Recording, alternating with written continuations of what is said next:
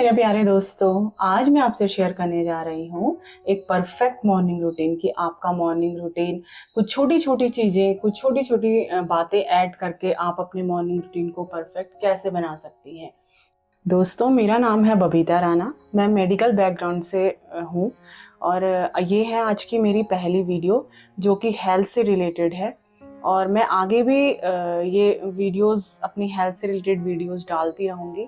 जैसा मुझे आप लोगों का प्यार मिलेगा, मैं और भी वीडियो हेल्थ से रिलेटेड, आपकी फैमिली की हेल्थ से रिलेटेड, जिससे आप अपनी फैमिली की हेल्थ और आप अपनी हेल्थ ठीक रख सकेंगे।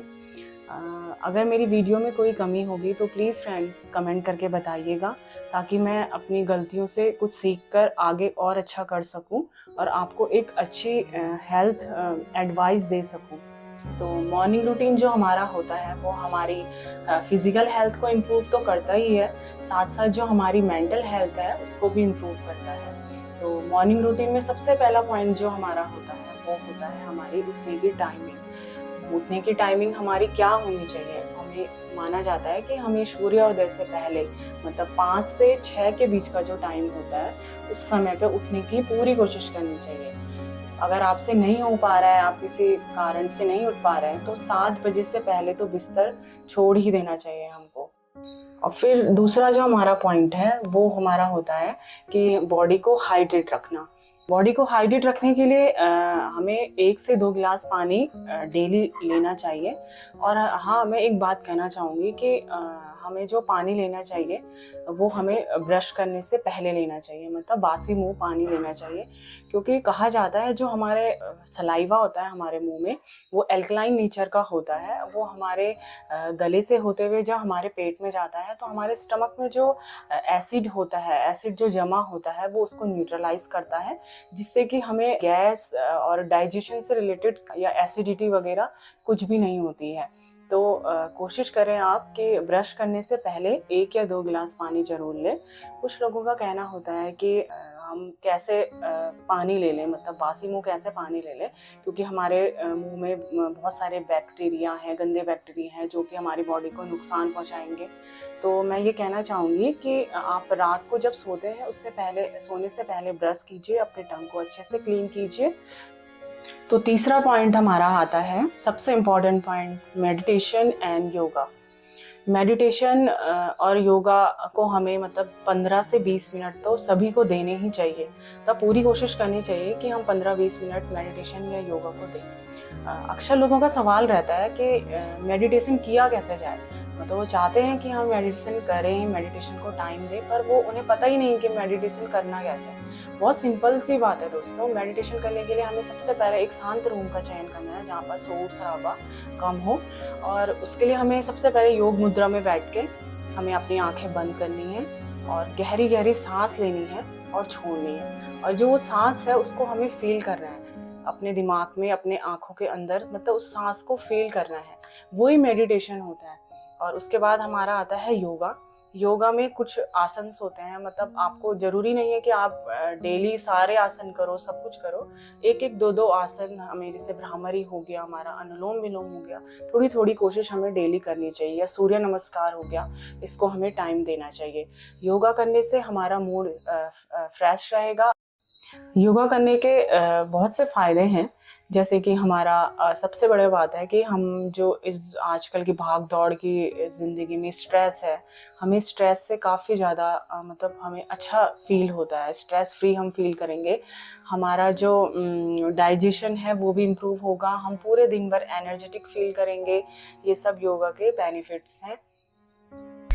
योगा करने के बाद कोशिश करनी चाहिए हमें अपने अपने भगवान, अपने जो हमारे इष्ट हैं, हम जिस भी भगवान को मानते हैं, आंखें बंद करके उनका स्मरण करने की। क्योंकि मुझे तो इन सब चीज़ों से, मतलब अपने भगवान का स्मरण करने से बहुत ही शांति मिलती है। और फिर उसके बाद हमारा जो चौथा पॉइंट है वो है ब्रेकफास्ट प्रिपरेशन। ब्रेकफास्ट में मेरा जो रूटीन रहता है, या फिर जो हमें हेल्दी, हम अपने ब्रेकफास्ट को बनाना चाहते हैं सिंपल एंड हेल्दी, तो वो मैं आपको बताऊंगी। हो गया स्प्राउट्स हो गए, जैसे मूंग मूंग दाल के या काले चने के जो स्प्राउट्स होते हैं, स्प्राउट से हमें भरपूर प्रोटीन मिलता है, जो कि दोस्तों हमारा ब्रेकफास्ट एक न्यूट्रिशन से भरपूर होना चाहिए, क्योंकि हमारी जो सेल्स होती है वो रात भर से भूखी सेल्स होती हैं। उन्हें अगर हमारा ब्रेकफास्ट हेल्दी नहीं होगा तो हम प्रॉपर हम हेल्थ अपनी ग्रो नहीं कर पाएंगे। तो नाश्ते में हमें सबसे पहले जो ध्यान रखना है वो कि हमें प्रोसेस्ड फूड नहीं लेने हैं, जैसे कि ब्रेड हो गया, हमारा बंद हो गया है, मैगी, माइक्रोनी, जो भी ये पैकेज में जो ये हमारे प्रोडक्ट आते हैं ये हमें नहीं लेने चाहिए। ये बात आप ज़रूर याद रखिएगा कि इनको हमें अपने नाश्ते से या अपनी जो लाइफ है उससे हटा देना चाहिए। और नाश्ते में जो यूज़ करना चाहिए वो नाश्ता हमारा होना चाहिए प्रोटीन से भरपूर, जैसे कि हम अंडे ले सकते हैं, दलिया ले सकते हैं, पोहा ले सकते हैं, हम ओट्स का यूज़ कर सकते हैं। कोशिश करें कि आप अपने ब्रेकफास्ट में फ्रूट्स को ज़रूर ऐड करें, क्योंकि फ्रूट्स जो होते हैं वो हमें विटामिन्स और फाइबर्स देते हैं। और फैट के लिए हमें इंक्लूड करना चाहिए पीनट बटर या घी का हम इस्तेमाल कर सकते हैं, हमारे जॉइंट्स को मजबूत रखता है। और फिर हो गया पोहा। पोहा में आप वेजिटेबल ऐड्स कर सकते हैं। पोहा जो होता है वो चावल से ही प्रिपेयर किया जाता है, और उसमें कुछ वेजिटेबल ऐड्स करके और हमारा पीनट्स ऐड करके आप उसे और हेल्दी और डिलीशियस बना सकते हैं। फास्ट है हमारा चीला। चीला आपका मूंग दाल का चीला हो सकता है, आपका सूजी का चीला हो सकता है।